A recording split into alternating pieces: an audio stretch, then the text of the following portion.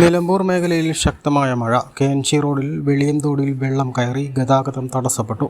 രാവിലെ മുതൽ പെയ്ത ശക്തമായ മഴയിലാണ് KNG റോഡിൽ വെളിയന്തോട് ഭാഗത്ത് വെള്ളം കയറി ഗതാഗതം തടസ്സപ്പെട്ടത്. ചെറുവണ്ടികളിൽ പലതിലും എഞ്ചിനിൽ വെള്ളം കയറി ഓഫായും മറ്റു നാശനഷ്ടങ്ങൾ സംഭവിച്ചു. മേഖലയിൽ ശക്തമായ മഴ തുടരുകയാണ്. ഇന്നലെ മുതൽ മേപ്പാടി ചൂരമല ഭാഗത്ത് കനത്ത മഴയെ തുടർന്ന് ചാലിയാറിൽ ജലനിരപ്പ് ഉയർന്നിട്ടുണ്ട്.